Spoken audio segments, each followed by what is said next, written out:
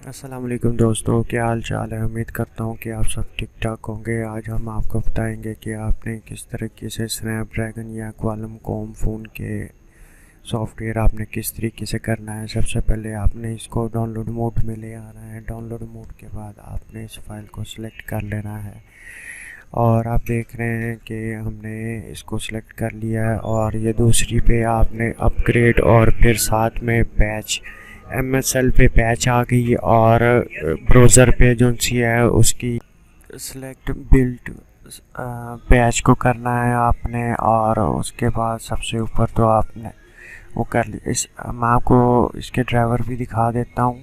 इसके ड्राइवर कुछ इस तरीके से शो होंगे और ये आखिर में आपको आ रहा है 9008 नज़र आ रहा है। तो आपने ये आपके ऊपर भी ये हमारी कॉम आ गई है और उसके बाद ये इसके ड्राइवर है। आपने डाउनलोड मोड पर ला कर इसको डाउनलोड पे सिलेक्ट कर देना है। सिलेक्ट करने के बाद ये फ्लैश होना शुरू हो जाएगा। आपके जितने भी स्नैपड्रैगन फ़ोन है या क्वालम कॉम फ़ोन है वो सब ये क्यू फील पे आपके यानी कि ये जिस पे लिखा हुआ है QFIL इस टूल पे आपके अपग्रेड हो रहे हैं। और आप इस पे कोई भी स्नैपड्रैगन का फ़ोन होगा आप उसको आसानी के साथ अपग्रेड कर सकते हैं। और आपको मैं बताता चलूँ कि अगर आपने हमारा चैनल अभी तक सब्सक्राइब नहीं किया तो सब्सक्राइब के बटन पे क्लिक करके सब्सक्राइब कर लें और बेल के आइकन को ज़रूर दबाएं ताकि हर आने वाली न्यू वीडियो की आपको अपडेट मिल सके।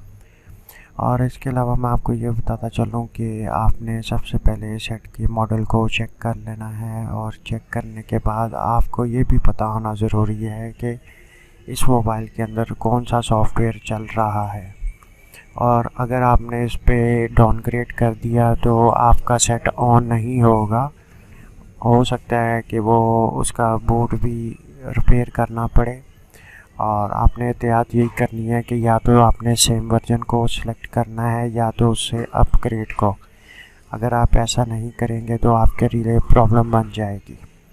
तो उम्मीद करता हूँ कि आपको समझ आ गई होगी कि आपने जब भी कोई भी सॉफ्टवेयर करना है उसकी चिपसेट स्नैपड्रैगन होना चाहिए या क्वालम कॉम होनी चाहिए।